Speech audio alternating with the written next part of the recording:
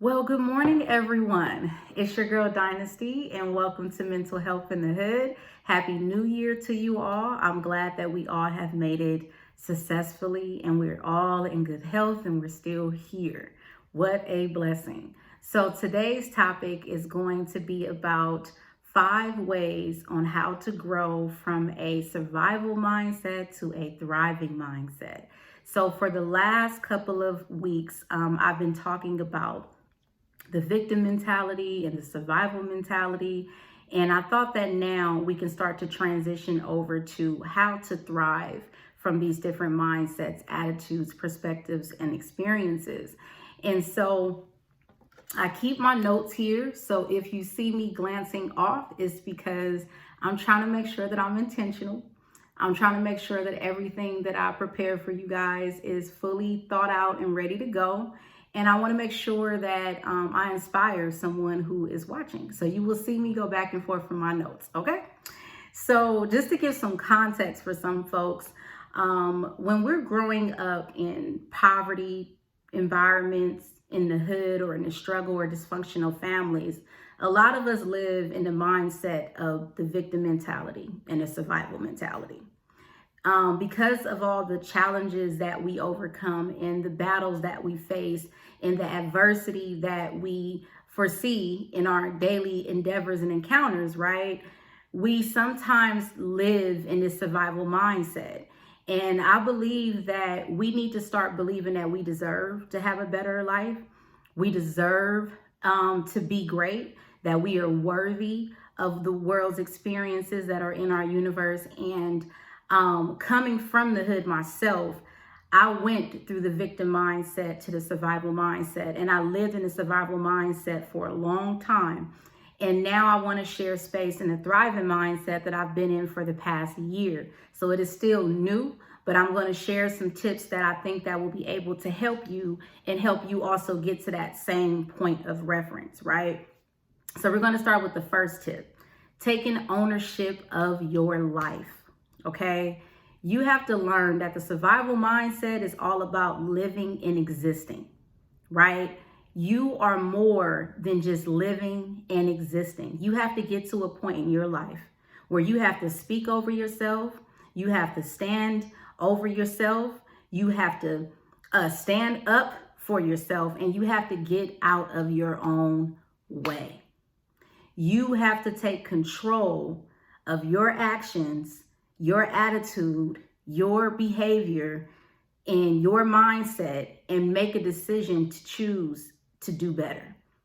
You have to do it. Nobody else can do it for you but you. All of the adversity and the challenges that you faced should have gave you enough wisdom and experiences to allow you to give yourself permission to move on. That is the biggest thing about adversity. You have to take the lessons learned, and you gain skills from those situations, you gain wisdom from those experiences, and you use those to pivot forward. You don't use those experiences to hold you back. That does not mean that you forget what happened. It's just that you're choosing to move forward in your life. And the only way you can do that is by getting out your way. The second thing is shifting your perspective. So I want to give a little bit of context here. When it comes to our mind, our body, and our brain, we are prone to daily stressors. Especially, like I said, when you grew up from where we come from, you're prone to it. It's part of your life. Every day you wake up, you eat, breathe, and sleep these situations, right?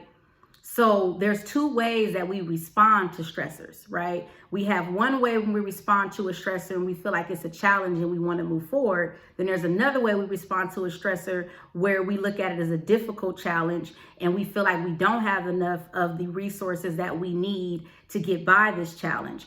And so the one that the mindset where you're thinking, this is a challenge and I'm going to overcome it, that gives you energy. But when you tell yourself, this is a stressor, this is a challenge for me, this is difficult for me, and you don't feel like you have everything you need, that is when you go from being active to inactive.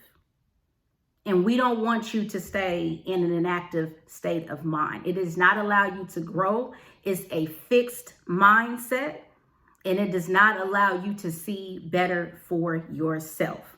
And sometimes when you think of stressors as challenges and you feel defeated by these challenges, they become internal threats and external threats, where you see that every time you see this stress or this challenge, you basically become inactive, you become distracted from what's important, it diminishes your energy, and it does not allow you to move forward and focus on the positive. And so you need to really work on your attitude, because that's what the fixed and growth mindset is all about. Right? I've had a fixed mindset before, and then that's why I was in fixed circumstances and I wasn't growing. When I started to speak into myself and see other things for myself and believe that I can do it, that is when things started to shift for me. So you have to shift your perspective in order for your life to shift. The next tip I would like to provide is to believe that you deserve a good life. You guys have to believe you deserve a good life. And we battle from what we've been told, from what we know. I remember growing up, sometimes I was told by people around me, you can't do that. How are you going to do that? Who do you think you are? And I get so tired of people saying, who do you think you are? Because I'm like, I better think that I'm great. That should be the response that I should have. But some people consider that as not being humble or being flamboyant. But it's like, if you don't believe that you are great, if you don't be your number one fan, who else is going to do it? Okay, I'll wait. No one. You may have a founding member, someone who's cheering you on, but when they're not here, they're not around, the only person that's going to have to be able to handle that is you. So when you come from these places of hopelessness and lack of guidance, I know how frustrating it can be, because it feels like you're walking blindly. It feels vulnerable. It feels naked. You don't feel like you have everything you need. But as long as you're able to get up every day, that's already giving you an opportunity to move forward. As long as you can breathe and you have the opportunity to move forward. And a lot of us come from these crab in the bucket syndrome environments where people that love you, from friends to family to colleagues to associates, is trying to pull you back. And that's why you got to move in silence, because when they see that you're making moves, rather if you tell them or not, that's when people start coming with jealousy and envy and all of those things. So you have to believe that you deserve a good life. Period. Why not? The fourth tip is to show yourself compassion along the way. Okay? You have to get rid of those negative emotions, and you have to know that this is going to take time. You've been in a survival and victim mindset for how long? You have to add those years. So if you have not been living in a thriving space, like for me, I only been living in a thriving mindset for about a year. So I still have to know that this is going to take some time. That means I have to give myself empathy. That means I have to wipe my own tears. That means I have to tell myself it's okay to not be okay, and basically be able to empower myself and speak over myself and provide myself positive self-talk to move forward. So you got to show yourself some compassion, because it's not going to be easy from going from a victim mindset to a survival mindset to a thriving mindset. It takes time. Okay, so let's understand that. The last one is practice self-care. This is so important. As a social worker, a youth advocate, as an entrepreneur, self-care is so important. You have to take care of yourself. You have to check in with yourself in the morning before you tap into the world. You have to make sure that you are okay. So whatever self-care practices look like, what it looks like for you may not look like what it looks like for me. Okay. Basically, that was like a tongue twist, but you guys get what I'm saying. So you can do meditation, you can work out, you can do journaling, you can seek a mentor, seek therapy. You can, sometimes binge watch Netflix or Hulu, take yourself on a mindfulness walk, go experience nature, go hike, spend some time with a loved one. But at the end of the day, you have to be able to take care of yourself. I've been through so much that sometimes I still cry about what I've been through.